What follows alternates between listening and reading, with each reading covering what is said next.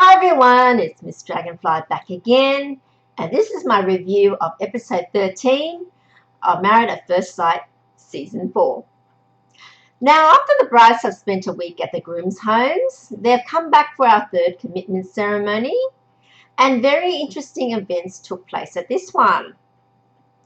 Now, Susan has probably been the most level-headed person in the show, and we loved her last week when she stood up for Cheryl against the bullying she received. But now we're becoming less pleased with her after she's playing with the rules of this experiment. She has confused us with her breakup that really wasn't a breakup. She seemed to love Sean, if not in love with him. However, the trip to his farm really jolted her with reality of how different and difficult it would be to leave her life and move to his. At the commitment ceremony, she said that she and Sean have instead decided to remain great friends. Sean, you can see, is heartbroken and obviously in love with her. And it's clear that they discussed this and he's had to go along with her plan. Now, when asked to review their answer, Sean said he still wanted to stay. Now, everyone expected Susan to choose to leave. But she surprised and confused everyone by saying she wanted to stay. Well, what does this mean? She's staying on the show as a married couple when they're just friends? And how does this work? Now, I think that she wants to have a cake and eat it too. I mean, not willing to commit, but I think she feels that Sean is too good a partner to just leave. She said that, well, who knows what may happen in the future. Well, the future choices aren't going to change, really.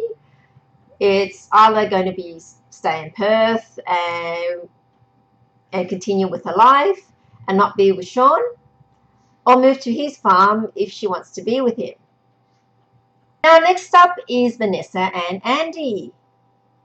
Things seemed to get better for them during the homestay at Andy's place, and Vanessa said that he opened up a little more, so both can see the potential, and so they both stay. Now, Anthony and Nadia. Anthony brings up his concern about the lack of intimacy.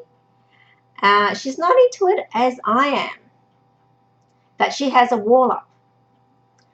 So the matchmakers ask her about whether she is serious about the relationship, and she looks anxious.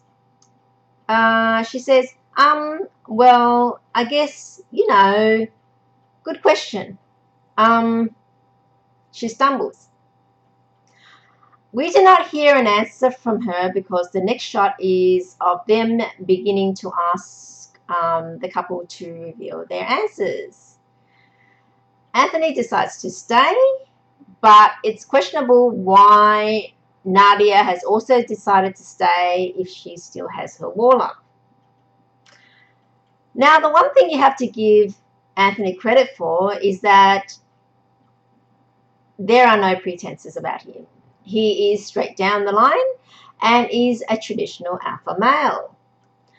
Anthony feels very strongly about being the provider and is not afraid to say it. Nadia says that she likes this view. And believe it or not, guys, most women also do.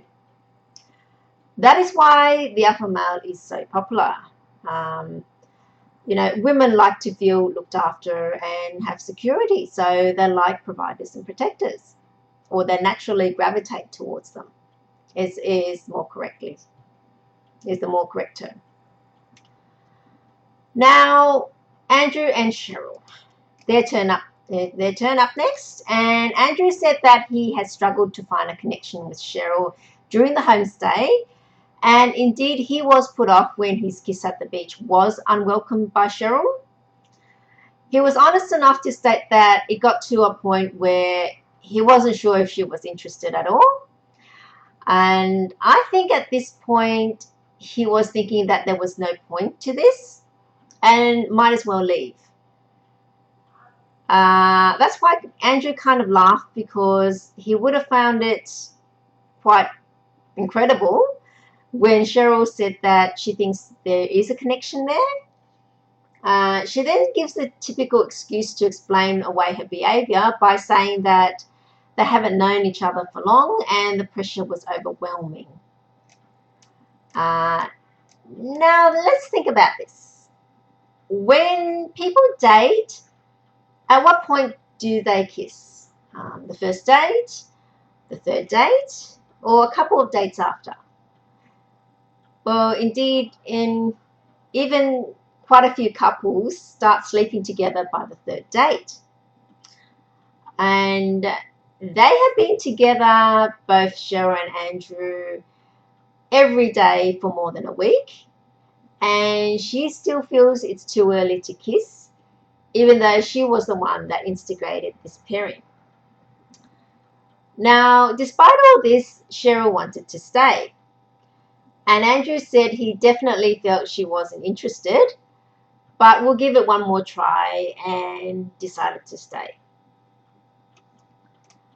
Now we come to Simon and Eleni. She went to the homestay and said that she's never been to the country before, even for a visit. And asked if she could live there. She said that it's hard for her to say that if she can adjust, which is quite an honest answer. Simon finally opens up about himself and admits that he likes her, and he does get emotional, as we can see there. Now for Sharon and Nick, the homestay went well and they are cruising along, so they both stay. So Sharon meeting his friends was a good thing, and it worked out very well. And they both say a strong stay. Cheryl, on the other hand, is jealous of her sister's relationship going well, while hers isn't. It was quite obvious, and she makes a couple of mentions around that. She skirted a direct question from the matchmakers of, is it kind of not working? By saying that it's early days yet. She's not feeling the love for Jesse, and he's basically none the wiser. I would have to think that he's either in denial or just doesn't have enough the social intelligence to notice that the real situation of him not receiving the affection back and the feelings back from Michelle. When he goes on about how he thinks they bonded very well, at his home, and he wrote a big stay on his card, while I felt that Michelle's stay was a reluctant yes. Well, we will see if Michelle starts to feel any more for Jesse after him coming over for the return homestay next week's episode that it covers, or the next episode that covers it. So stay tuned for that one. And that's all for this episode. And let me know what you think by leaving your comments below. And if you've enjoyed the video, then don't forget to like, share, and subscribe to be alerted to when the next one is up. So until then, see ya.